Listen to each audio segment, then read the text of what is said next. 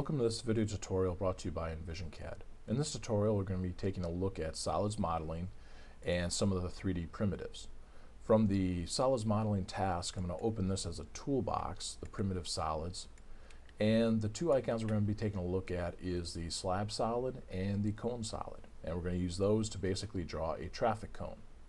The slab solid is what I'm going to start off first and place it at a 0, 0 coordinate. So I'm going to use AccuDraw, shortcut letter P for place data point, and I'm going to place it at 0, 0, 0 and hit enter. And that starts drawing my cone base at the coordinate 0, 0. If your compass is rotated in a view rotation, you can always get it back to a top rotation by typing in T for top, and that'll lay the compass in a top rotation. Then what I want to do is nudge my cursor and go over 1 foot and left click to accept that, and then nudge my cursor in the opposite direction, again 1 foot for the base, left click to accept that, and then define the height. The height of the base of the cone is going to be 0.1, left click to accept that. Now that I've got the base drawn, what I want to do is draw the top or the cone, and I want to make sure that the cone is at the center of the solid here.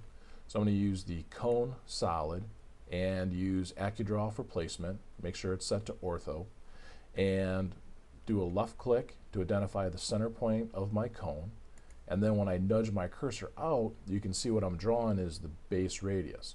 So I want the base radius to be out 0.8, excuse me, 0.4, and then left click to accept that, and then my compass will automatically rotate to a Z rotation so I can define the height of the cone.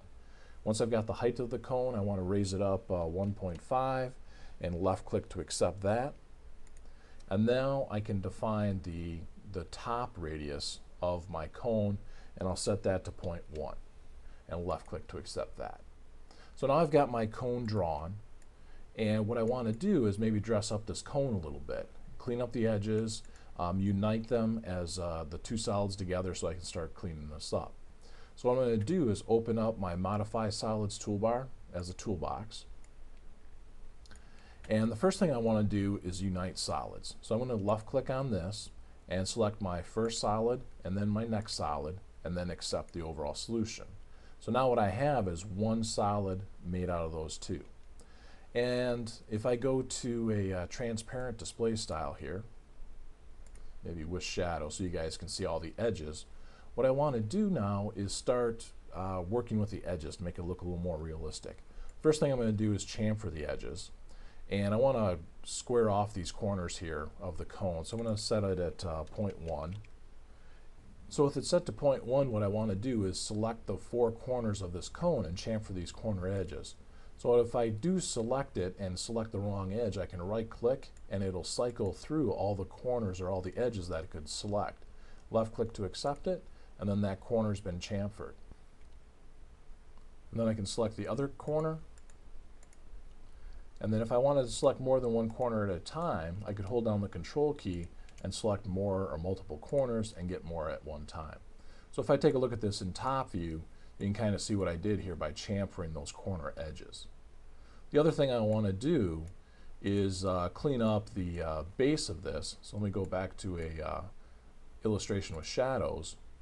And what I want to do, brighten this up a little bit, is maybe round where it meets the cone and the solid. So I'm going to do what's called a fillet edges and select a filleting value here. Maybe I'll set it at 0.1.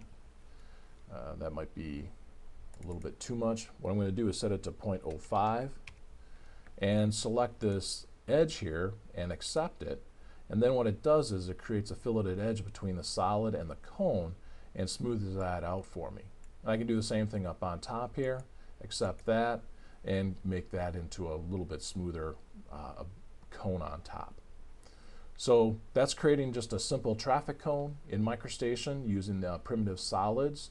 So I used the slab solid and the cone solid, and then we united them. And then to clean up the edges, we use the fillet edges and chamfer edges. Hope you enjoyed this tutorial working with 3D solids primitives. And for more tips and tutorials, please visit our website, envisioncad.com. Thanks for watching.